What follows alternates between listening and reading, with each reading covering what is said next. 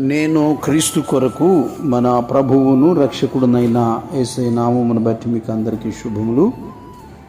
మీకు అవసరమైన ప్రతి దాని కొరకు మనుషుని యొద్దకు కాక దేవుని యొద్దకు వెళ్ళుటకు నేర్చుకునుడి అంటూ భక్త్ సింగ్ గారు చెప్పినటువంటి శ్రేష్టమైనటువంటి మాటలు. నిజమే ప్రియులారా, సాధారణంగా క్రైస్తవులు చాలామంది ఇప్పుడు ఈ రోజుల్లో చూస్తుంటే దేవుని దగ్గర అడగకుండా ఒక రోగం కానీ, లేకపోతే ఒక అవసరం కానీ, ఒక మందిరం కట్టడం కానీ, ఏదైనా పని చేయడానికి కానీ మనుషుల దగ్గర అడగటం ఎక్కువైపోవడం మనం చూస్తూ ఉన్నాము. ఇప్పుడు మనం నెహెమ్యా గ్రంథంలో మొదటి అధ్యాయంలో 11వ వచనంలో చూడండి, నెహెమ్యా ఎట్లా ప్రార్థన చేస్తున్నాడో. యెహోవా, చెవియొగ్గి నీ దాసుడినైన నా మొరను, నీ నామమును భయభక్తులతో గణపరచుటయందు ఆనందించి నీ దాసుల మొరను ఆలకించి ఈ దినమందు నీ దాసుని ఆలోచన సఫలపరిచి ఈ మనుషుడు నా యందు దయ చూపినట్లు అనుగ్రహించమని నిన్ను బ్రతిమాలుకొనుచున్నాను అని ప్రార్థించి తిని నేను రాజునకు గిన్నె అందించువాడినై ఉంటిని అని చెప్పేసి ఇక్కడ ఈ 10-11 వచనాలు మనం చూసాము. తర్వాత ఏంటంటే రాజు దగ్గరికి వెళ్ళి మాట్లాడతాడు.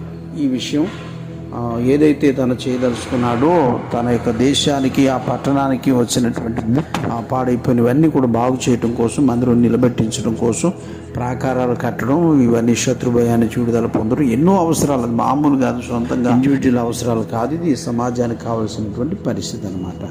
అయితే అప్పుడు 2వ అధ్యాయము 3-4 వచనాలు చూద్దాం. నేను మిగులు భయపడి రాజు చిరంజీవి వెగునుగాక, నా పితరుల సమాధులుండే పట్టణం పాడైపోయి దాని గుమ్మములను అగ్నిచేత కాల్చబడి ఉండగా నాకు దుఃఖముఖము లేకపోవునా అని రాజుతో అంటున్నా. అప్పుడు రాజు, ఏమి కావలసి నీవు మనవి చేస్తున్నావని నన్ను అడగగా, నేను ఆకాశమందుల దేవునికి ప్రార్థన చేసి రాజుతో, నీ సముఖమందు నేను దయ పొందిన ఎడల నా పితరుల సమాధులుండే పట్టణమును తిరిగి కట్టినట్లుగా నన్ను యూదా దేశమునకు పంపుడని వేడుకొనుచున్నానని నేను మనవి చేసి, నీకు రాజుగారు నీకేం కావాలని అడిగానే స్థితికి వచ్చాడంటే ప్రార్థన చేసినందువల్ల. నేటి దినాల గురించి మీకు అందరికీ తెలుసు.